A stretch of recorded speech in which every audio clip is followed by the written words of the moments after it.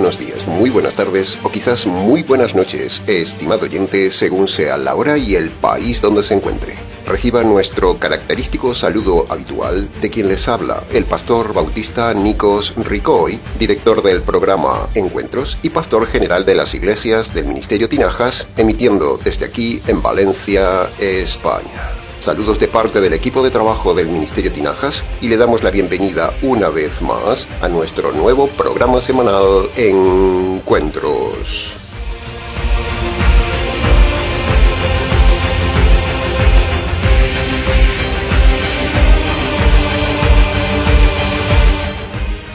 Estamos ya, estimado oyente, en el cuarto programa de la serie expositiva de la primera carta de Pedro.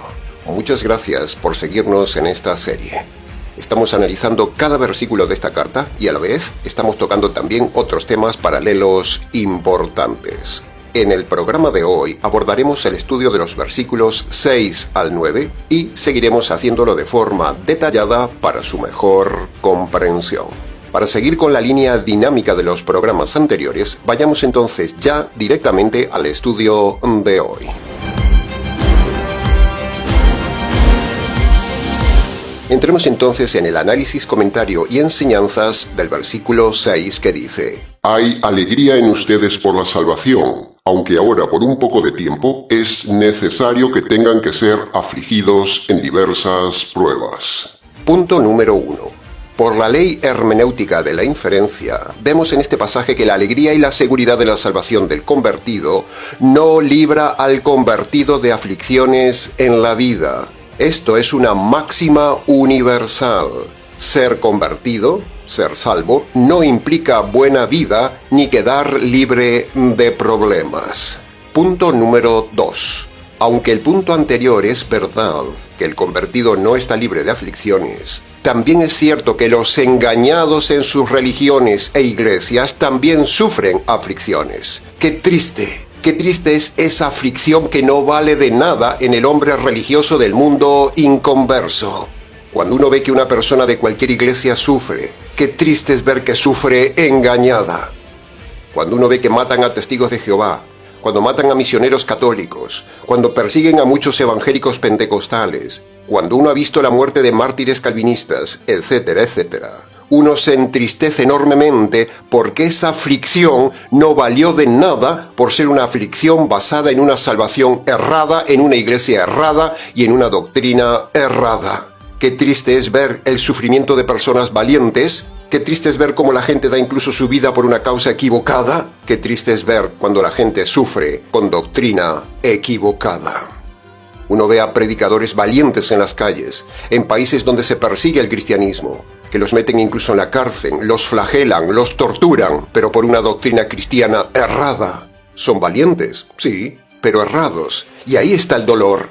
Sin embargo, esa valentía no les vale para nada, es una aflicción inútil. Qué tristeza es ver todo esto, estimado oyente, qué tristeza es ver tanto sacrificio, dar la vida por una salvación que no existe, por una fe errada, por una doctrina errada. ¡Ay, qué dolor tiene el alma cuando uno ve la aflicción inútil de todas esas personas en esas iglesias equivocadas! El Papa está dando su vida por una fe errada. Miles de católicos, monjes, monjas, sacerdotes, misioneros, los cruzados de la Edad Media, miles de calvinistas, adventistas, pentecostales, testigos, unicitarios, rabinos, presbiterianos, anglicanos, incluso muchos bautistas engañados tipo Judas, miles de pastores, pastoras, sacerdotes y rabinos dando la vida en aflicciones por una causa errada. ¡Qué terrible es esto, estimado oyente!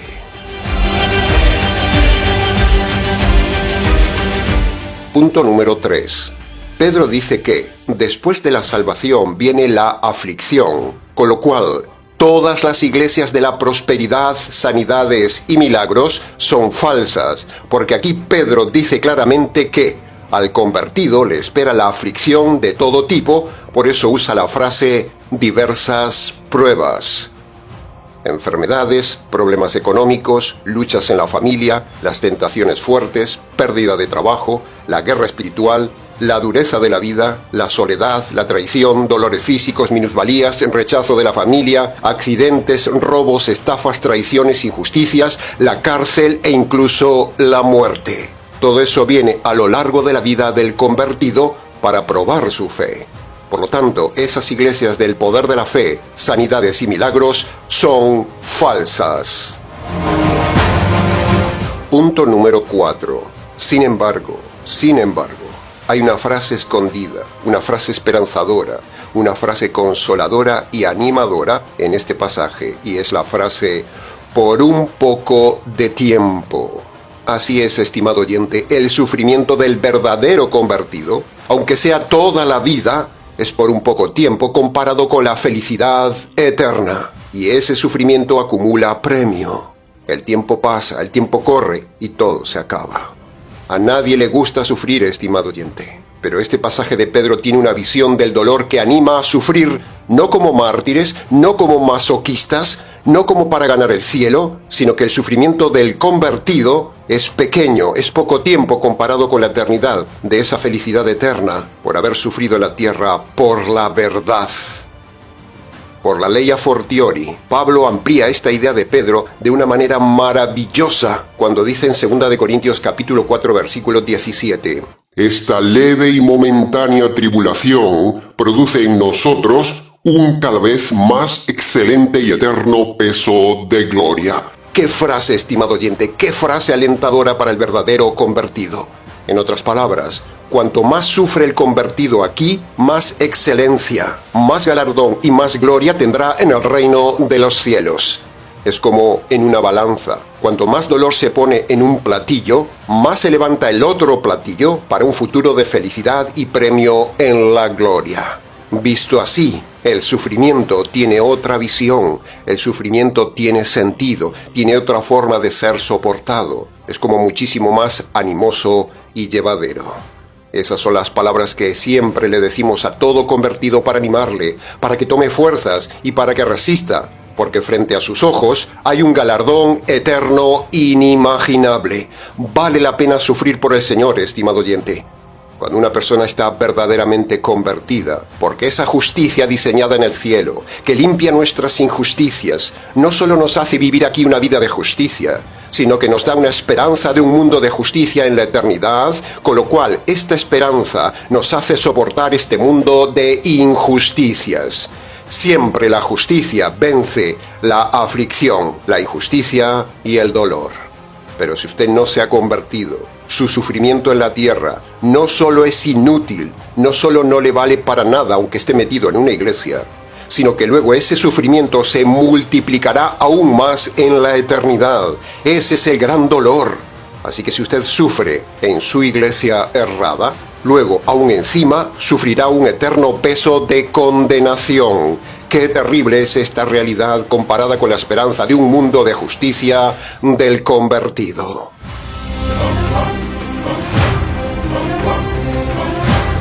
Punto número 5. Pedro dice a los convertidos en su carta que hay alegría en la salvación. Entonces la pregunta obligada autorreflexiva que le hacemos a usted es: ¿tiene usted salvación, estimado oyente? ¿Hay alegría en su salvación si la tiene? ¿Tiene alegría por su salvación o tiene dudas y tristeza? ¿Tiene seguridad de su salvación? ¿Está seguro de ser correctamente salvo?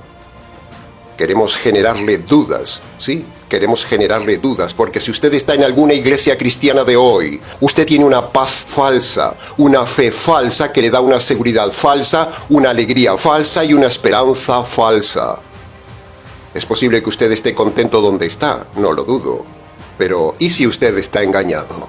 Hay mucha gente que está segura en los católicos, en los calvinistas, en los adventistas, pero cuando analizamos su doctrina es falsa, por lo tanto esa alegría es falsa. ¿Y si el lugar donde está no es el lugar correcto y su alegría se transforme un día en angustia eterna? ¿Lo había pensado? Para que no le llegue la sorpresa de darse cuenta que su salvación no era la correcta y enfrentarse a la tristeza eterna, le animamos a que hoy examine qué evangelio tiene su salvación. Para preguntas del tema, escríbanos. Y punto número 6 del versículo 6. Hay otra frase importante que sale a luz en este pasaje cuando uno usa el método expositivo. En este caso, la frase escondida, pequeña, casi desapercibida que dice Pedro es necesario ser afligidos. Lo dice un apóstol. Las sectas dicen que si usted está afligido es porque usted no tiene fe. Pero aquí Pedro dice todo lo contrario. Pedro dice que tener la verdadera fe produce aflicciones. Entonces, ¿quién dice la verdad? ¿Las sectas tipo Pare de Sufrir? ¿Las iglesias de la prosperidad, sanidad y milagros? ¿El movimiento de fe? ¿O aquí la palabra de Dios? Por eso, si usted está en una secta de sanidades, prosperidad y milagros, buscando salir de problemas, esa secta es del diablo. Parece una iglesia de Dios, pero no es de Dios, es del otro Dios. El diablo es el Dios de la prosperidad y el Dios de este mundo, y también tiene poderes para hacer milagros y da cosas a los hombres. Así que si usted está en alguna de esas sectas, como por ejemplo Pare de Sufrir, venga por su milagro, noche de sanidades, haga pactos con Dios para ser prosperado, y un largo etcétera, todo eso es del diablo, es mentira. Es la iglesia del dinero y la buena vida, no son de Dios. Todo lo contrario a lo que Pedro dice aquí sobre la verdadera fe y la verdadera conversión. Todo eso produce aflicción. Aprovechamos para decir que los dones de sanidades, milagros, lenguas y demás están todos caducados, señores. Fueron solo para el inicio del evangelismo, pero luego hasta los mismos apóstoles dejaron de hacer milagros. Si no, que se lo pregunten a Pablo, que hizo milagros al inicio de su evangelismo, pero luego ya no pudo hacer milagros. Él mismo tuvo necesidades, tuvo pobreza, tuvo enfermedad y tuvo una ristra de colaboradores enfermos. Aún teniendo un médico como ayudador, a Lucas, no pudo sanarlos. Así que ni un médico tenía fe, ni un apóstol tenía fe, porque no sanaron a Trófimo, ni a Epafrodito, ni a Timoteo, ni al mismísimo Pablo. Así que, señores lobos de la prosperidad, sanidad y milagros, todos ustedes son unos mentirosos, unos embusteros, unos bravucones, porque la Biblia dice que la verdadera fe del convertido por medio del Evangelio producirá sufrimiento en la vida cristiana. Así que márchese de esas iglesias, estimado oyente, o acabará como ellos en el fondo de los infiernos. Para preguntas del tema, escríbanos.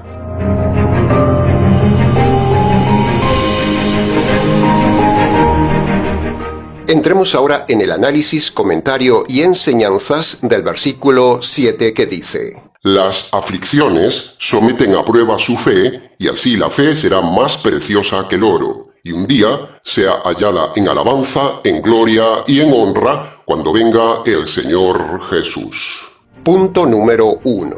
Este versículo que se lo hemos leído parafraseado, repite la frase aflicciones. Por lo tanto, toda iglesia de hoy mal llamada cristiana, como dijimos antes, que le habla de buena vida, de que las aflicciones son falta de fe, que si usted no prospera es porque usted está desagradando a Dios, o que si usted es bendecido tiene la fe sólida, todo eso y similares es falso. A esa gentuza, pastores, pastoras, profetas y apóstoles modernos les preguntamos: señores, ¿qué hacemos con las enfermedades que vemos en la Biblia de los hombres de Dios? ¿Es que no tenían fe? ¿Estaban siendo castigados por Dios? ¿Qué tienen que decir los pastores y pastoras bravucones, engañabobos, sobre la muerte del profeta Eliseo, que murió de una enfermedad? ¿Es que Eliseo no tenía fe siendo uno de los más grandes profetas de Dios? ¿Es que Epafrodito, Trófimo y Timoteo, los colaboradores de Pablo, habían perdido la fe por tener enfermedades e incluso estar a punto de morir?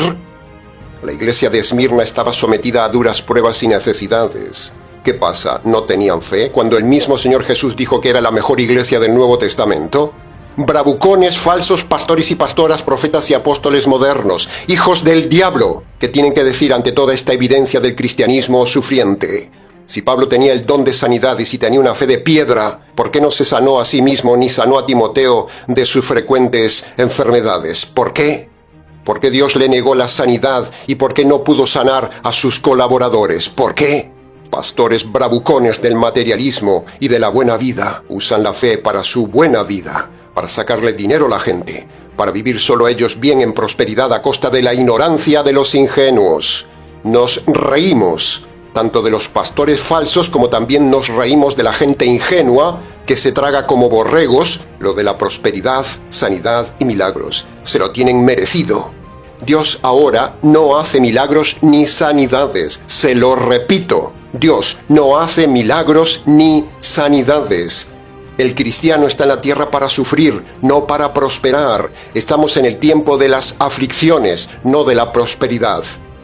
La gente de esas iglesias tiene lo que se merece, pobreza y engaño, y luego tendrán la pobreza eterna por buscar solo el materialismo, como hizo el ladrón malo de la cruz, que solo buscó a Jesús por salir de la aflicción donde estaba. El ladrón malo de la cruz, el ladrón al cual el Señor no respondió nunca a su petición de salir del problema. Por cierto, ¿se había fijado en ello? El ladrón perdido es el prototipo de la gente perdida de hoy, que solo busca al Señor por la buena vida, tal como también buscaron a Jesús toda aquella gente de su época. Solo lo buscaron por comer y por sanidades. La misma historia de hoy. ¿Por qué los hombres de fe en la Biblia tuvieron enfermedades incurables? ¿Y por qué Pedro dice que es normal tener aflicciones? ¿No contradice eso la doctrina de la prosperidad, sanidad y milagros? No existen hoy las sanidades ni los milagros de parte de Dios. Se terminaron, cesaron esos dones. Ahora estamos en el tiempo de las aflicciones para el verdadero cristiano. Así que, jaque a los pentecostales y a los neopentecostales del movimiento de fe, sanidades y milagros. Para preguntas del tema, escríbanos.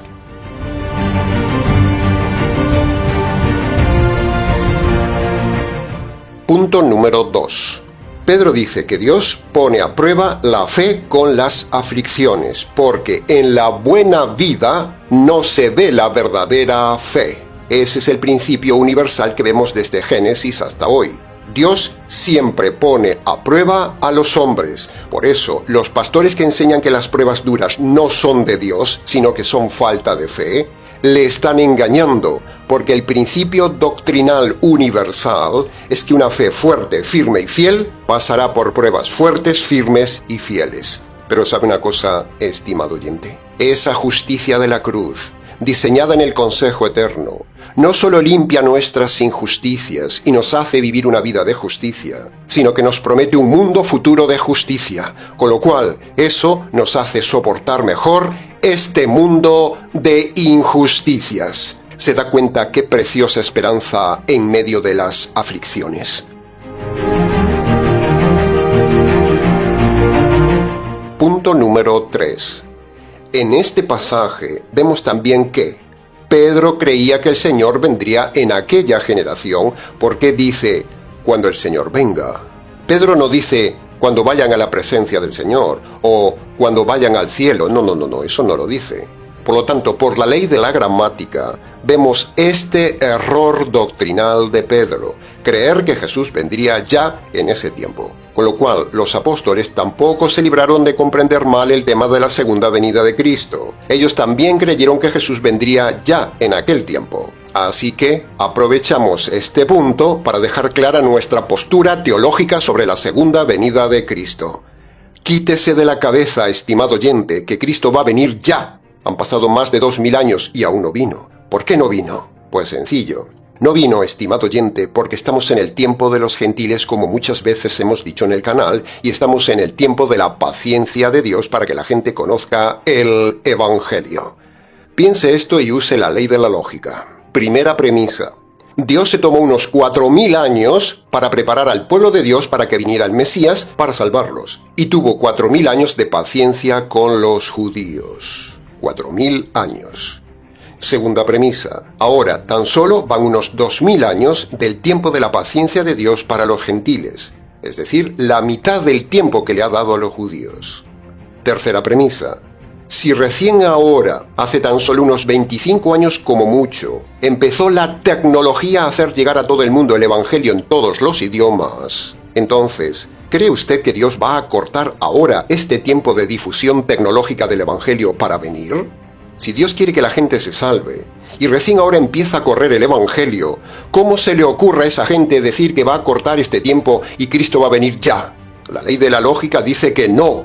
Por lo tanto, todos esos mentirosos que dicen que Cristo viene hoy son falsos. De hecho, decían que Cristo viene ya y no ha venido nunca. Llevan más de un siglo diciendo esa mentira de que Cristo viene ya. Y si usted está en una de esas iglesias que le bombardea que Cristo viene hoy, que Cristo viene ya, pero no ha venido, es pura lógica que esa iglesia es falsa. Y eso pasó, por ejemplo, con los adventistas que profetizaron la segunda venida de Cristo en 1844 y no vino. Esa secta es falsa y todos los que están en esa secta son falsos. Sin embargo, hay miles y miles de ignorantes adventistas que aún siguen ahí dentro metidos, camino de la condenación eterna. Otro ejemplo. Los testigos de Jehová dijeron a bombo y platillo que en 1975 sería el fin del mundo, y no pasó nada. Pero ya nadie habla de ese error de los testigos. Y los agoreros pastores, pastoras y hasta rabinos modernos dicen que estamos a las puertas del fin del mundo. Pero no ha pasado nada, sencillamente porque son mentirosos. Esa es la evidencia. No vendrá aún el fin del mundo. Estamos cansados de decir a la gente que abra los ojos, porque ni Cristo viene ya, ni Cristo vendrá ya, ni el fin del mundo llegará ya, sino que este tiempo, a pesar de las circunstancias mundiales, Dios le da vida y paciencia a usted para que se convierta por medio del Evangelio. Así que no se asuste, tenga paz, pero aún falta muchísimo para que venga. Así que aproveche, porque hoy es el día de su salvación, como dice la Biblia. Si hoy oyes mi voz, no endurezcas tu corazón. Así que obedezca Marcos capítulo 1, versículo 15. Primero, reconozca sus pecados de forma concreta ante Dios y abandónelos. Ese es el arrepentimiento. Y segundo, crea en el Evangelio. Es decir, usted debe tomar para sí por la fe la buena noticia de que Cristo recibió la justicia que usted merecía por sus pecados. Si usted obedece estos dos requisitos de Marcos 1:15, usted será librado de la ira de Dios, de la justicia de Dios, del juicio de Dios, de las aflicciones de la condenación, y cuando Dios venga a buscarlo por medio de la muerte, usted tendrá paz, perdón y seguridad de salvación eterna. Eso es lo que a usted le importa, estimado oyente. ¿Qué importa si Cristo viene hoy, pero usted está en una iglesia falsa? Usted no sabe cómo se perdonan los pecados y no está preparado para la muerte. ¿De qué le sirve estar en una iglesia y que le asusten con que Cristo viene ya, pero usted no sabe cómo se perdonan sus pecados? ¿De qué le sirve? No sea necio, no sea borrego, olvídese de centrarse en el asustadizo tema del fin del mundo y de la segunda venida de Cristo. Céntrese más bien para estar preparado para cuando Cristo venga a buscar su vida. Porque si usted se muere con sus pecados sin perdonar, ¡zas!, le espera la cárcel eterna y de ahí no saldrá nunca.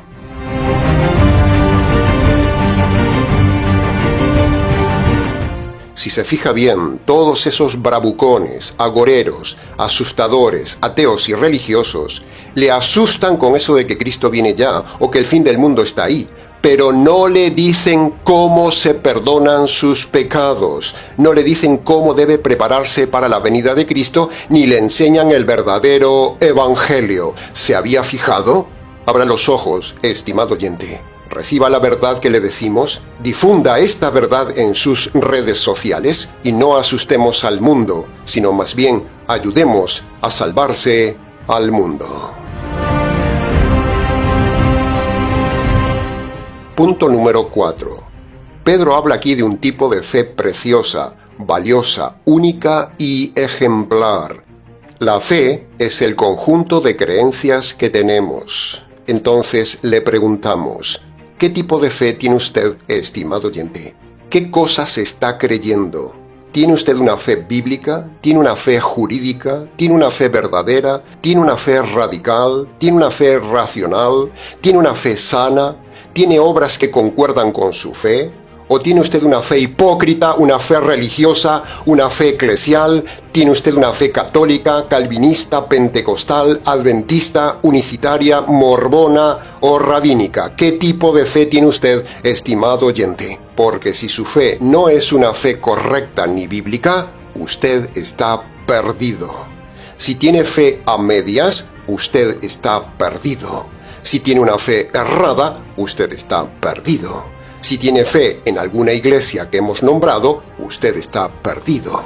Si tiene solo fe en Jesucristo, usted está perdido. Si tiene fe en Dios, usted está perdido. si tiene una fe inestable, si vive su fe sin el verdadero evangelio, le aseguro que usted está perdido. ¿Su fe es una verdadera fe? ¿Es su fe una fe digna de alabanza por Dios y por los hombres? ¿Es una fe que honra a Dios? ¿Es una fe que Dios admira, como dice aquí Pedro? ¿Es su fe una fe valiente? ¿Es una fe consecuente? ¿Es una fe activa, evangelística, dadora, servicial, bíblica y radical? ¿Cómo es su fe, estimado oyente? ¿Es una fe viva o una fe muerta? ¿Es una fe activa o una fe pasiva?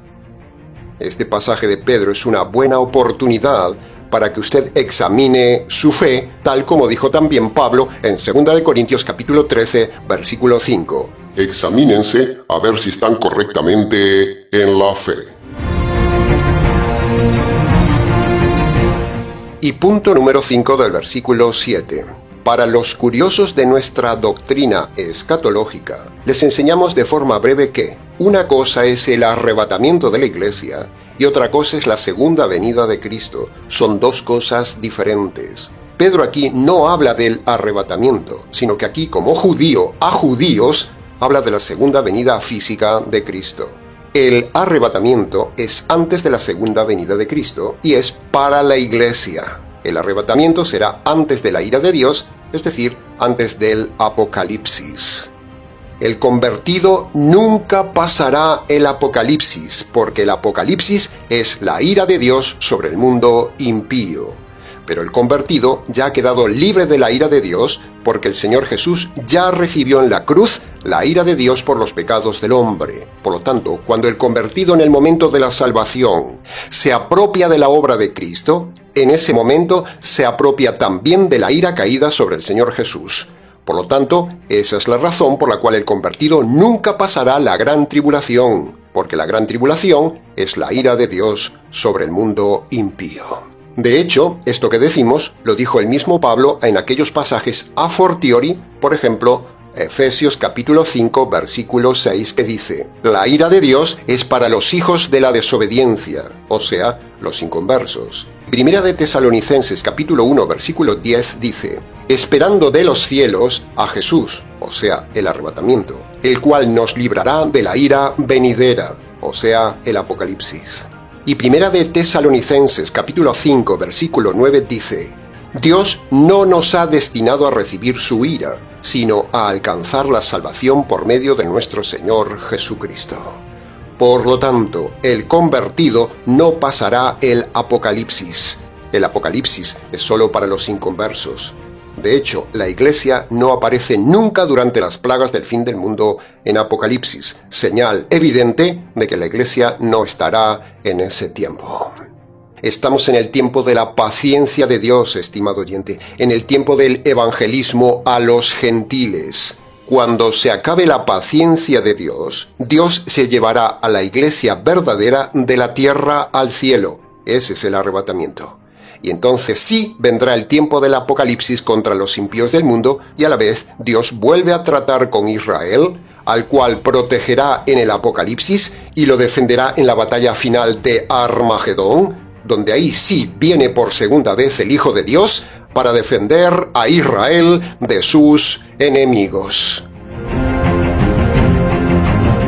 La doctrina del arrebatamiento es para los gentiles, es para la iglesia. La doctrina de la segunda venida de Cristo es para los judíos. Así que aprenda este tema escatológico, estimado oyente. No se deje engañar. La iglesia no espera la segunda venida de Cristo. La iglesia está pendiente del arrebatamiento. Pero mientras tanto no se produce el arrebatamiento, que aún está muy lejos, evangelizamos con toda intensidad a este mundo perdido, sobre el cual un día vendrá la ira de Dios, el juicio de Dios y la justicia de Dios sobre cada hombre. Para librarse usted de todo esto, cada persona debe obedecer los dos requisitos que pone Dios en Marcos capítulo 1, versículo 15. Esta es la verdad escatológica. Lo demás son cuentos. A nosotros no nos importa cuándo será el arrebatamiento. De hecho, nunca hablamos de eso, solo hoy porque era algo puntual. ni tampoco nos importa cuándo es la segunda venida de Cristo, ni cuándo es el fin del mundo. No. A nosotros eso no nos importa.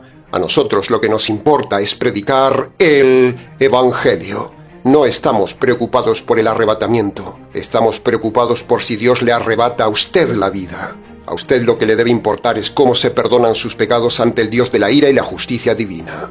Para preguntas del tema, escríbanos.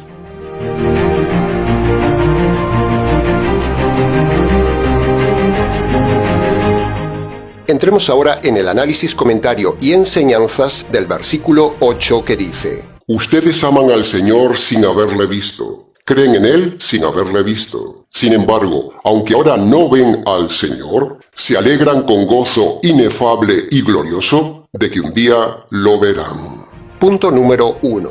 Aunque amamos al Señor, aunque amamos a Pedro, a Pablo y a todos los apóstoles, porque nos han traído la verdad, aún sin haberlos visto, ese amor por ellos no es un amor a ciegas e irracional. No. Una cosa es no haber visto al Señor o a los apóstoles, y otra cosa es la fe ciega. Son dos cosas distintas. La fe ciega es mala, pero la fe racional, aunque no vea al autor de la fe, es la fe correcta. Por eso le pedimos que razone lo que enseñamos, que razone lo que dicen los profetas, los apóstoles, el Señor y nosotros mismos antes de creerlo, aunque no nos vea. No se crea todo lo que le dicen, estimado oyente, ni siquiera se crea lo que le decimos, sino que use la ley de la razón. Y aunque no le guste lo que decimos, razónelo. Y si al razonarlo es correcto, créalo. La fe no puede ser ciega. Ese tipo de fe la usan los católicos que dicen, por ejemplo, créalo aunque no lo entienda. Y aquí volvemos a recordar la necesidad de ser escolástico y ser bereano, como muchas veces hemos dicho en el canal.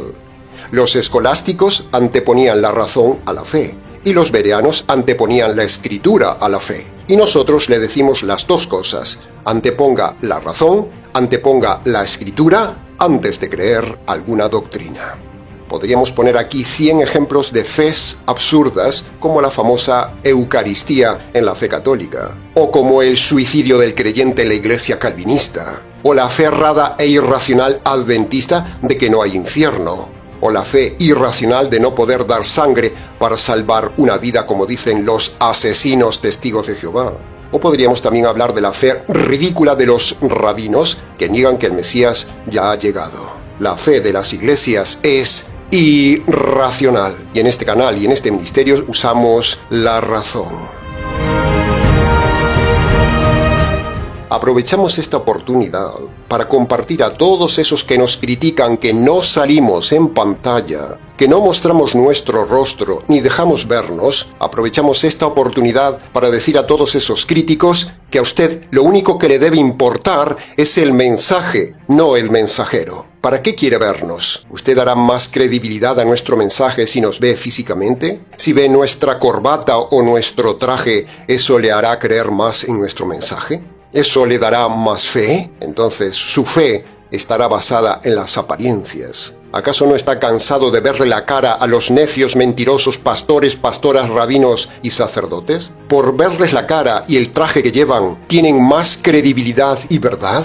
La verdad no está en lo que vemos, sino en lo que oímos. La fe viene por el oír, no por el ver. Que usted me vea no le dará más poder a nuestra doctrina, no le dará más fuerza a nuestros argumentos, a nuestro mensaje, no hará que usted se convierta, porque el poder no está en lo que ve, sino en lo que oye. De hecho, a Jesús lo vieron sus milagros y no se convirtieron. Por cierto, ¿ha visto usted al Señor Jesús? Sin embargo, cree en su mensaje escrito, ¿verdad?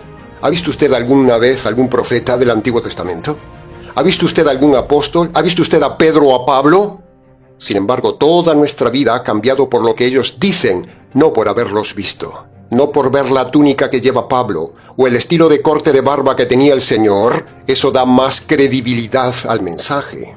Es de tontos creer que por vernos eso le dará más credibilidad a nuestro mensaje. Lo que importa es el mensaje, no el mensajero. Así que por mucho que nos critiquen, por mucho que insistan, nunca nos verán en pantalla, porque lo que importa es el mensaje, no el mensajero.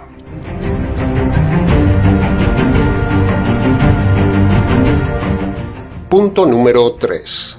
Ver al Señor, estimado oyente, debe ser una experiencia única. Ver al Señor en directo, con los pecados perdonados, con la conciencia limpia y en paz, debe ser una experiencia maravillosa. En cambio, estar delante del Señor, ver directamente al Señor con los pecados sin perdonar, debe ser algo terrible. Ver un día al Señor nos dará acceso a ver su reino, su mundo, su nueva creación, su ingenio arquitectónico que sobrepasa todo entendimiento. Ver al Señor estando limpios, perdonados, salvos, es ver al ser amado más maravilloso jamás visto en completa paz. El ser que decidió librarnos de la justicia de Dios y de la ira de Dios debe ser admirable. Ver al Señor en su plenitud es el anhelo más grande del alma del convertido. Es ver a aquel que recibió la espada de la justicia por mis injusticias. La esperanza de ver al Señor físicamente, su rostro, en persona y en su mundo inimaginable, hace que toda prueba, todo dolor y toda aflicción en la tierra no duela nada y aún encima sea más llevadera. Esto se acaba, señores, y se acerca lo eterno, lo infinito, lo perfecto, lo maravilloso. Se acerca el momento de ver y estar con el Señor en persona. Imagínenselo. Eso es maravilloso. Eso produce no solo alegría y gozo inefable, como dice Pedro, sino que produce ánimo de seguir viviendo esta triste vida de injusticias. Pero, qué terrible será para los perdidos, con todos sus pecados sin perdonar, ver al Señor en persona como juez. Eso debe ser terrible. Adán y Eva se escondieron de vergüenza tan solo por un pecado. Imagínese usted con todos sus pecados delante del Señor. Eso será terrible.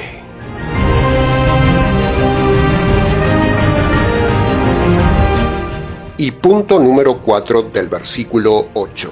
Aprovechamos una vez más, y siempre que podemos lo hacemos, para dar unas pocas palabras a los que están pensando o han intentado suicidarse. Mire qué palabras dice Pedro para el que tiene asco de esta vida, para el que destrozó esta vida, para el que pecó sin parar en esta vida, para el que quiere quitarse la vida. Pedro le da esperanza de nacer de nuevo.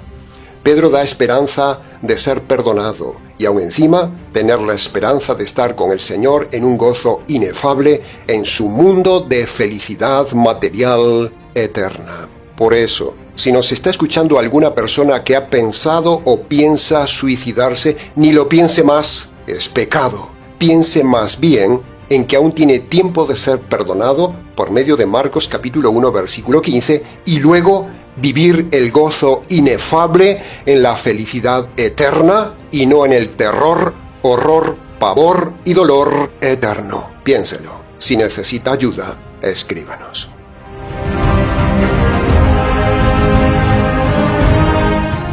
Y entremos ya entonces en el análisis, comentario y enseñanzas del último versículo de hoy, el versículo 9, que dice: obteniendo el fin de vuestra fe, la salvación de vuestras almas. Cerramos el estudio de hoy diciendo que el fin de tener fe no es prosperar, no es forzar el brazo de Dios a nuestro favor para que nos dé cosas, sino que el fin de tener una fe viva y correcta y verdadera es la salvación del alma, como dice aquí Pedro. La fe es un don de Dios para todos los hombres, no solo para un grupo selecto como dicen los calvinistas. La fe es dada por Dios para que usted la use y salve su alma. Así de sencillo.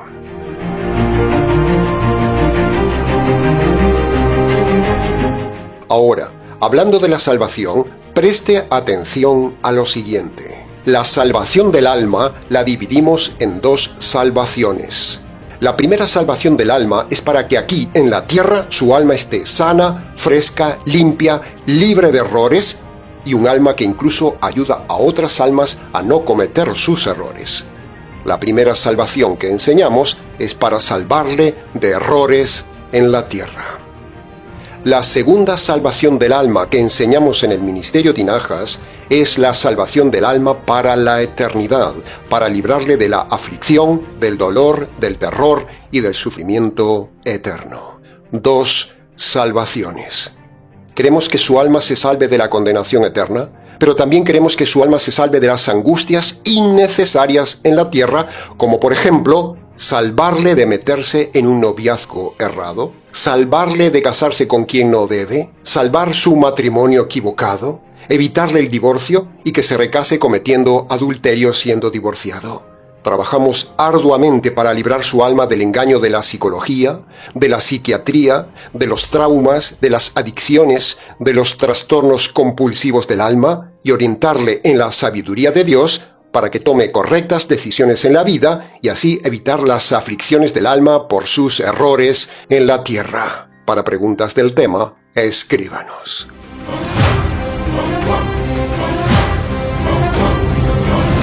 Bien, hasta aquí con la enseñanza del día de hoy. Mucho más se pudo haber dicho en cada versículo analizado, pero creemos que con lo dicho y el redireccionamiento que le hemos dado a cada versículo ha sido suficiente para su enseñanza y su reflexión. Para preguntas del tema, escríbanos. ministeriotinajas@gmx.es.